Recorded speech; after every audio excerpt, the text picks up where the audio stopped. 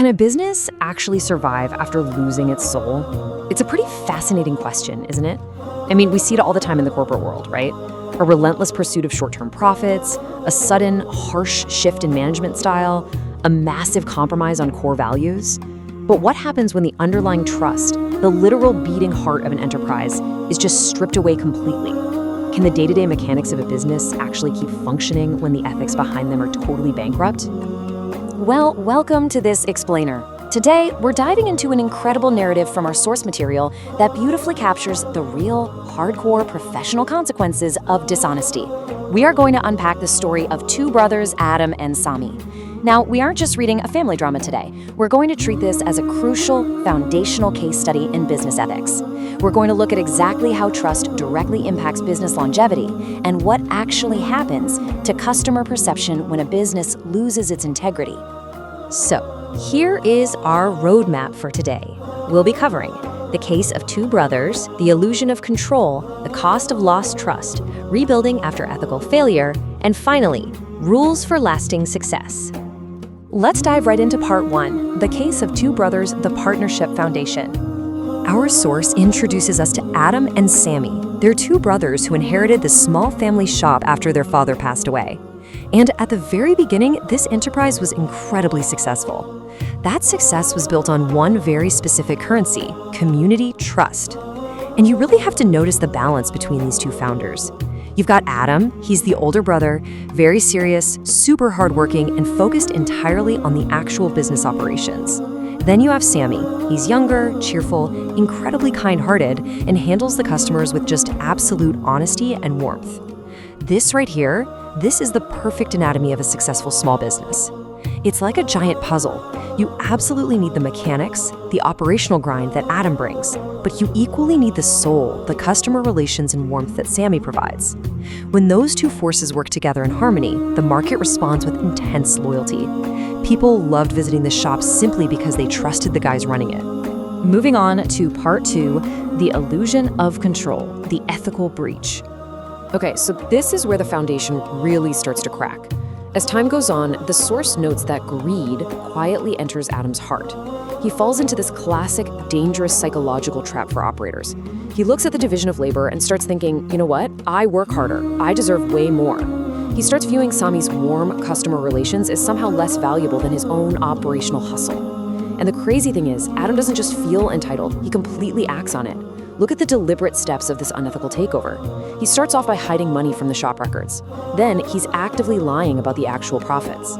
He fundamentally shifts the power dynamic, literally treating his own partner like a servant and angrily dismissing any simple questions Sami has about the business. Finally, we get the ultimate ethical breach. He falsifies documents to claim sole ownership and essentially forces Sami out. Adam basically created what he thought was the perfect business maneuver, right? Cut out the partner, keep the entire pie for yourself, and achieve total operational control. But during this whole hostile takeover, Sami actually offered no resistance. He just offered this one vital warning. Brother, money comes and goes. Do not let it break blood ties. From the perspective of a business ethics mentor, this is an absolutely profound rule. Capital is fluid. It comes and goes. But your core relationships, whether they're with your partners, your employees, or your community, those are the actual bedrock of your enterprise.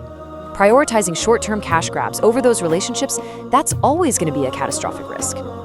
Which brings us to part three, the cost of lost trust, the market response. So once Sami was gone, Adam was thrilled. He had all the money, total control, and nobody to share it with.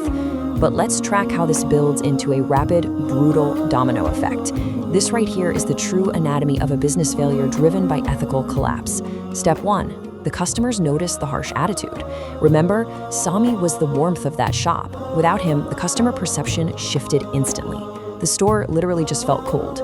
Step two, the workers leave. Look, toxic leadership absolutely always drives away talent. Step three, sales drop. It's a well-known psychological fact in business that customers who feel unvalued will silently take their money somewhere else. They rarely complain, they just vanish. And finally, step four, a dishonest supplier cheats Adam in a massive deal and disappears. This is such a fascinating point. When a business operates without integrity, it almost always attracts partners and suppliers who also lack integrity. So Adam's perfect illusion of control, it quickly spiraled into crushing debt, sleepless nights, and totally ruined health. Ultimately, the entire case study comes down to this one brutal realization. Sitting alone in his failing, dark shop, Adam finally gets it. He did not lose money first. He lost trust first. I really want you to absorb that for a second. The financial ruin in this scenario, that was merely a lagging indicator of a bankrupt reputation. By the time the actual cash flow dried up, the business had been dead for months. It died the exact moment the community lost trust in its ownership. Losing his partner, his family, and his blessings entirely preceded the loss of his wealth. And that brings us to part 4, rebuilding after ethical failure, the recovery blueprint. So picture this. Adam is broke, he's sitting in the dark, and he's finally seeing the reality of his actions. That night, the source tells us, he walks through the pouring rain to Sami's tiny apartment. This is that intense moment where the greedy operator has to confront the sheer human cost of his ambition. Falling to his knees, Adam just says, "Brother, forgive me." He admits out loud that he betrayed his partner for money and as a direct result, lost absolutely everything that mattered. This raw, ego-destroying admission is the absolute prerequisite for any kind of professional or personal turnaround. You simply cannot rebuild a reputation while you're still clinging to the lies that destroyed it in the first place.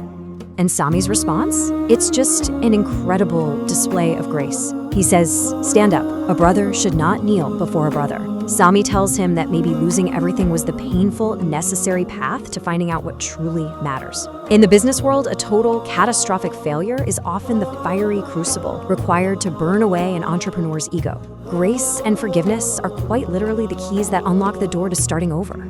From their incredible reconciliation, we can actually extract this highly practical, step-by-step recovery roadmap for rebuilding trust. Step 1, acknowledge the betrayal and feel deep regret. No excuses whatsoever. Step 2, seek forgiveness genuinely from those you wronged. Step 3, reopen the business with absolute fairness. The source notes that the brothers actually reopened their shop. It was much smaller than before, sure, but it was cleaner than ever. Step 4, maintain honest success by respecting people. Adam fundamentally changed as a person. He became honest, he shared fairly, and he fiercely respected his community. And years later, that foundation of genuine integrity made their shop highly successful all over again. Let's wrap things up with part 5, Rules for Lasting Success, the mentor's final takeaway. We've tracked Adam's journey from a successful co-founder to a greedy, isolated operator to a broken man, and finally to an honest, fair leader. So, let's summarize the definitive business lessons we can take away from all this. Here are the mentor's rules for longevity. First up, greed destroys both relationships and revenue. As we saw, you cannot separate the two. Destroying the relationship literally destroyed the bottom line. Second, betrayal always costs more than money. It costs you your peace, your health, and your reputation. Third, honest success lasts significantly longer. The rebuilt shop, founded on fairness, stood the test of time specifically because the community's trust was actually real. And finally, regret can be the absolute beginning of change. Hitting rock bottom isn't the end of the road. If you return to the truth, you really can rebuild what greed previously destroyed. I want to leave you with this really enduring piece of advice that Adam would share with young professionals in his later years. If wealth enters your hand, keep it there. Never let it enter your heart. It's such a powerful reminder for anyone navigating the business world today. You can absolutely strive for success. You can build incredible things, and you can definitely hold wealth in your hand. But I'll leave you with this question to ponder today. If your business operations were totally stripped away tomorrow, is the trust you've built with your partners and your community strong enough to help you start over? Thank you so much for joining me for this explainer. Keep learning, and I'll see you next time.